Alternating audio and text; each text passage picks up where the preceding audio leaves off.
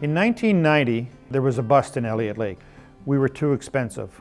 We were mining 2 pounds per ton, and it could be done cheaper in other locations, could be bought for less amount of money. By the early 1990s, there were major layoffs announced. There was a real possibility at Elliot Lake, because it was designed to do one thing and one thing only, that was to produce uranium for various operations, including Ontario Hydro, that it was not going to exist. The town fathers of the day, along with many of the business people and a lot of the social activists in the community, they put their shoulders to the wheel and said, that's just not going to happen. We were focused on things that we never needed before, such as tourism. We didn't need tourists here before because we were a self-contained community. We had everything we wanted. We didn't have to share it. You have to learn to adjust. You have to learn to diversify. You have to learn to be open to new ideas. As you can see right now, we have one of the most vibrant communities in Northern Ontario. Our occupancy rates are at 98% in all of our units. The place is just bustling. It wasn't without problems. It wasn't without headaches. It wasn't without a whole lot of anxiety and plenty of sleepless nights.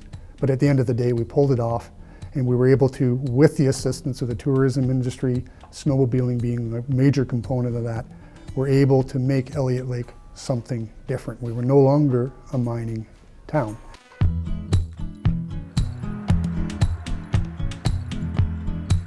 For our second day of trail riding, we wanted to take in a little more of what the Elliot Lake trails have to offer and get a feel for some of the really unique and intimate spots out on the trail system.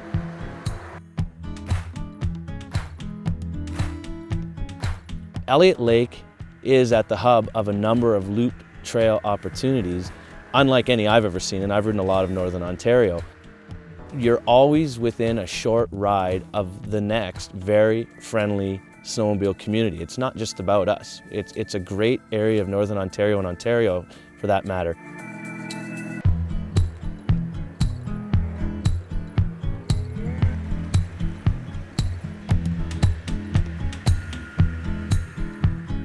What I really liked about Elliot Lake was that we were here early in the season and we didn't need to worry about crossing any waters. I think I talked to the club president one day and he said they counted about 50 in one day and lost count. And that doesn't mean to say they don't know where their bridges are, but between the Snowmobile Club, the loggers, it's just a well-bridged area. What that means is you don't have to worry about crossing water and you get an early season.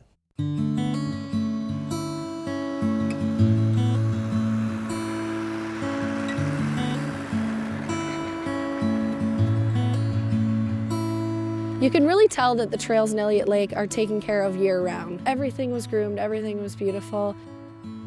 Because we have a very proactive snowmobile club, they're busy. They're always doing things to improve the trails. The City of Elliot Lake financially supports the snowmobile club, the Elliot Lake Snowbirds, as well as just about every other trails group in the city. We assist them quite heavily with machinery. We rent the equipment for them so that the club, who are the experts at trail building and trail maintenance, can go out and actually make the trails better. Within Elliot Lake itself, I think the club maintains about 300 kilometers of trail. Within about 60 kilometers of the city, we probably have double that. So that's about 600-700 kilometers of trail. This is where organized ATV trails in Ontario started. We're proud of that, and the Snowmobile Club is a big reason for that.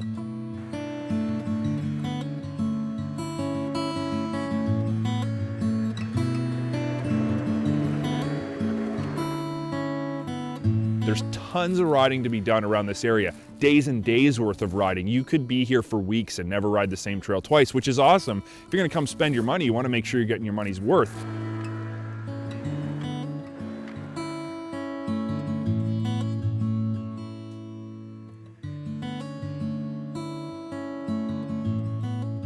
Snowmobiling became a very important industry in Elliot Lake when the mines closed because we had to figure out different ways to replace the economy that we had.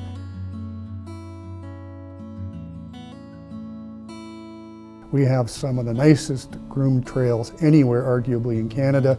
We have it all here in Elliot Lake with some of the most pristine and beautiful vistas you've ever seen. You know, after a long day on the trail, I really just wanted to go back to our room and put my feet up and relax, but Our intrepid cameraman, Matt, he was set on going into town and doing something fun. That looks like a winner.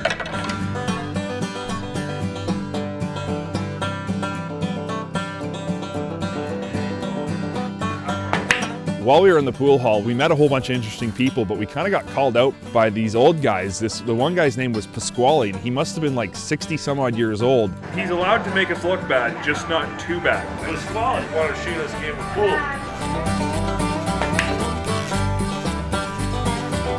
You think you have a chance? No, not a chance. Here's the problem. These guys have been doing this for a number of years. I've been doing it for a number of minutes.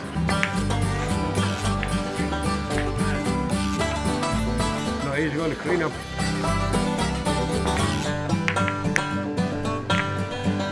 Give me that thing so I can fail miserably. These are Southern Ontario rules. What's the point? Blue stuff on the stick now. This is serious times right now. This guy, he just whooped our butts at pool. Who trained him? I did. And I was all cocky thinking we were going to win because we're young. No way, man. That guy had experience. We lost. We lost bad. Gentlemen.